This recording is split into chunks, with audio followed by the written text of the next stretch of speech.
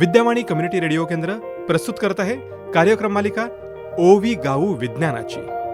लेखक डॉक्टर पंडित विद्यासागर. अभिवाचन आणि संकल्पना विस्तार करत आहेत डॉक्टर दीप्ती सिधये.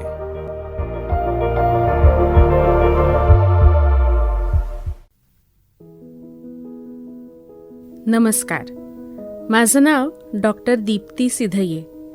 मी विज्ञान शिकवते आणि विज्ञान प्रसाराचं कामही करते. या विज्ञान प्रसाराच्या अंतर्गत आपण विद्यावाणीवर एक अनोखा कार्यक्रम करत आहोत.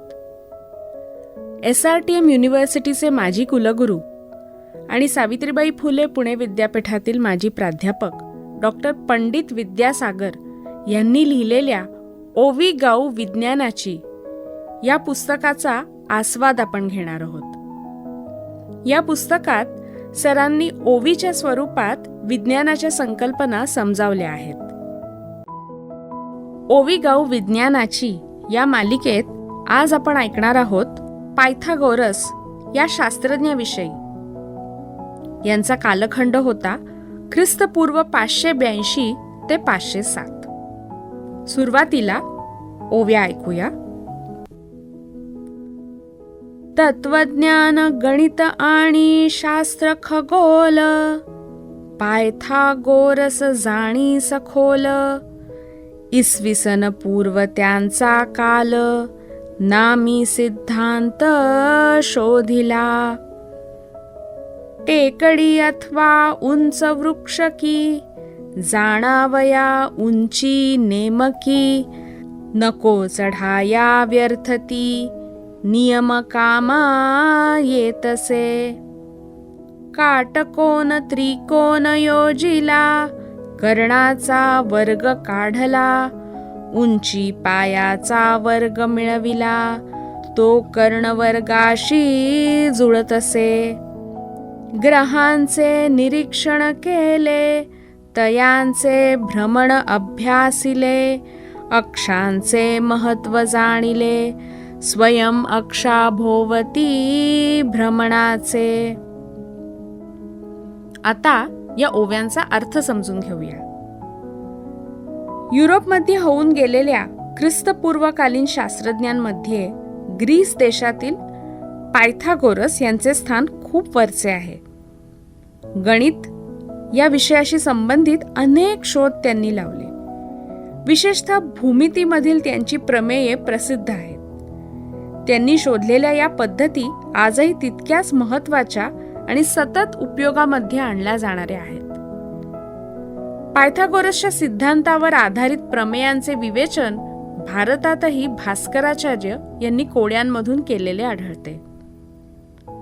केवळ भूमितीमध्येच त्यांनी कार्य केले असे नाही, तर ग्रहांचे निरीक्षण करून ते आपल्या अक्षाभोवती कसे फिरतात याचाही त्यांनी अभ्यास केला. पायथागोरस म्हटले की आठवतो तो त्याचा काटकोन त्रिकोण विषयक कर्णाचा वर्ग बरोबर पायाचा वर्ग अधिक उंचीचा वर्ग हा सिद्धांत. माध्यमिक स्तरावरील प्रत्येक विद्यार्थ्याला या सिद्धांताला सामोरे जावेच लागते. हा सिद्धांत इसवी सन पूर्व 500 वर्षांच्या कालखंडात मांडला गेला. त्यामुळे पायथागोरसला पहिला खरा गणिती मानले जाते. तसे पाहिलं तर पायथागोरस यांचे आयुष्य हे धर्म, विज्ञान आणि रहस्य यांचं मिश्रण आहे. त्यांच्या आयुष्यातील अनेक घटनांबद्दल साशंकता आहे. त्यांचे लिखाणही उपलब्ध नाही. त्यांनी स्थापन केलेल्या गुरुकुलाने गणित आणि इतर अनेक विषयांमध्ये योगदान दिले आहे. मात्र त्यातील नेमके कोणते योगदान पायथागोरस यांचे आहे याबद्दल स्पष्टता नाही. या सर्वांचे गुपित त्यांच्या जीवनाच्या प्रवासात दडलेले आहे. पायथागोरस यांचे वडील नेसास्कस हे व्यापारी होते. दुष्काळामध्ये त्यांनी सामोस या शहराला मक्याचा पुरवठा केल्यामुळे त्यांना सामोसचे नागरिकत्व देण्यात आले. त्यांची अनेक ठिकाणी भटकंती सुरू असे. त्यामुळे पायथागोरस यांना इटलीसह अनेक ठिकाणांना भेटी देता आल्या. पायथागोरस यांना राजकीय कारणामुळे इजिप्तला जावे लागले. त्या ठिकाणी त्यांनी अनेक प्रार्थना मंदिरांना भेटी दिल्या, मात्र तेथे त्यांना प्रवेश मिळाला नाही. शेवटी डायस्पॉलिस येथे मंदिराच्या सर्व अटी स्वीकारल्यानंतर त्यांना प्रवेश मिळाला. त्यावेळी इजिप्तमध्ये काही परंपरा होत्या. त्यांचा प्रभाव पायथागोरस यांच्या जीवनावर पडलेला आढळतो. त्यांनी सामोस येथे अभ्यास केंद्र सुरू केले. या अभ्यास केंद्राचे नियम कडक होते आणि त्या नियमांचे पालन काटेकोरपणे केले जात असे. पायथागोरस यांचा पुढील बाबींवर विश्वास होता. त्यांच्या मते वास्तवाचे मूळ हे गणितावर आधारलेले आहे.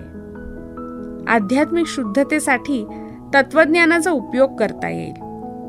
आत्म्याचे उत्थान करून त्याचे दैवी शक्तीशी मिलन घडवून आणता येईल.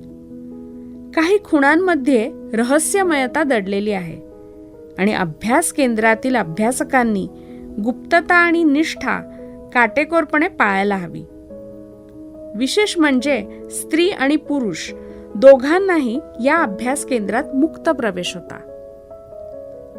या अभ्यास केंद्रातील स्त्रियांनी पुढे तत्वज्ञान विषयात भरीव कामगिरी केली.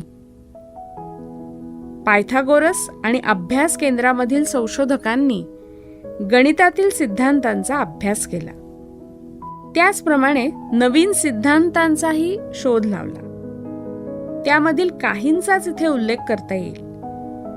त्रिकोणाच्या 3 कोनांची बेरीज 2 काटकोनांएवढी असते.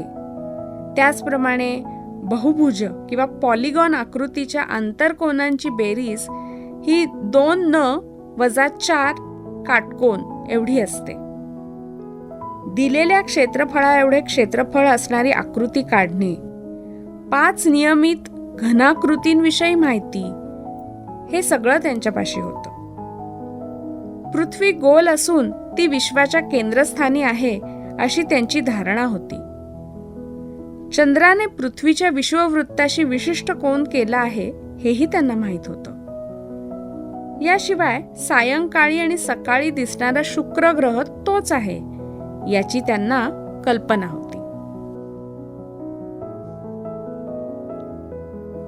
आपण ऐकत होतात डॉक्टर दीप्ती सिधये यांच्या आवाजात ओवी गाऊ विज्ञानाची या पुस्तकातील पायथागोरस हे प्रकरण. धन्यवाद.